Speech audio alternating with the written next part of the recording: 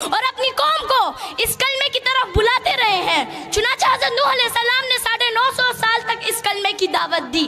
اسی طرح حضرت ہود علیہ السلام نے بھی اس کلمے کی دعوت دی، حضرت ادریس علیہ السلام نے بھی اس کلمے کی دعوت دی، حضرت اسحاق علیہ السلام نے بھی اس کلمے کی دعوت دی، حضرت موسیٰ علیہ السلام نے بھی اس کلمے کی دعوت دی، حضرت عیسیٰ علیہ السلام نے بھی اس کلمے کی دعوت دی، اور سب سے آخر میں میرے اور آپ کے پیارے محبوب حضرت محمد صلی اللہ علیہ وسلم نے بھی اس کلمے کی دعوت دی اور فرمایا یا ایھا الناس قولوا لا الہ الا اللہ تفلحوا، اے لوگو لا الہ الا اللہ کی گواہی دو، تم کامیاب ہو جاؤ گے۔ نحمدہ ونصلی علی رسولہ الکریم، اما بعد فاعوذ باللہ من الشیطان الرجیم، بسم اللہ الرحمن الرحیم۔ میرے محترم عزیز کرام اور میرے عزیز ساتھیو، السلام علیکم۔ آج مجھے کس موضوع پر لب گشائی کرنے کا موقع ملا ہے، وہ ہے کلمہ طیبہ کا مقصد۔ اسامین گرام، کلمہ طیبہ اسلام میں داخل ہونے کا مین دروازہ ہے۔ جو شخص کفر سے اسلام میں اور شرک سے توحید میں داخل ہونا چاہتا ہے، اگر وہ یہ کلمہ سچے دل سے پڑھ لے تو وہ مسلمان ہو جائے گا۔ اس مبارک کلمے کے دو حصے ہیں، پہلا حصہ لا الہ الا اللہ اور دوسرا حصہ محمد الرسول اللہ۔ اسامین گرام، پہلے حصے میں اگرچہ 4 لفظ ہیں لیکن اس میں پوری دین کی ترجمانی موجود ہے، اور اس لا الہ الا اللہ کے اصلی اور حقیقی معنی مفہوم اگر ہمیں سمجھ آ جائے تو ہم ہر قسم کے شرک سے محفوظ ہو جائیں گے اور ہمارا ایمان مضبوط ہو جائے گا۔ اور اس لا الہ الا اللہ کے معنی ہے نہیں ہے کوئی معبود مگر صرف ایک اللہ۔ عزیز ساتھیو، یہ وہی کلمہ ہے جس کی دعوت کم و بیش 1,24,000 انبیاء علیہ السلام دیتے آ رہے ہیں اور اپنی قوم کو اس کلمے کی طرف بلاتے رہے ہیں۔ چنانچہ حضرت نوح علیہ السلام نے 950 سال تک اس کلمے کی دعوت دی۔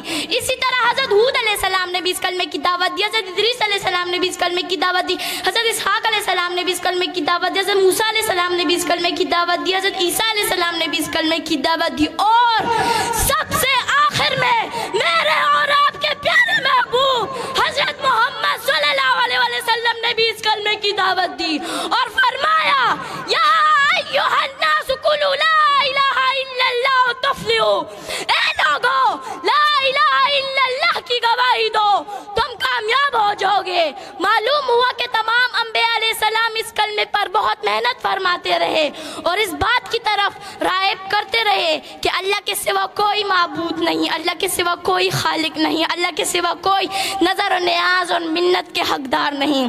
اسامین گرام، اس کلمہ توحید کی دعوت کے نتیجے میں حضور اکرم صلی اللہ علیہ وسلم نے مصائب کے پہاڑ برداشت کیے، دندان مبارک شہید کرائے، جس میں اتھر زخمی کرائے، گھر بار چھوڑ دیا مگر کلمہ نہیں چھوڑا، صحابہ کرام لہو لہان ہو گئے مگر کلمہ نہیں چھوڑا، اہل بیت رسول اللہ صلی اللہ علیہ وسلم لہو لہان ہو گئے مگر کلمہ نہیں چھوڑا، حضرت سمیہ رضی اللہ تعالیٰ عنہ کو نیزہ مار کر شہید کر دیا گیا مگر کلمہ نہیں چھوڑا، حضرت حذیفہ سہمی رضی اللہ تعالیٰ عنہ کو ابلتے ہوئے پانی میں ڈالا گیا مگر کلمہ نہیں چھوڑا۔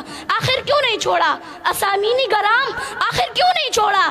اس لیے کہ کلمہ رسول اللہ صلی اللہ علیہ وسلم کا منشور تھا، اس لیے کہ کلمہ رسول اللہ صلی اللہ علیہ وسلم کا دستور تھا۔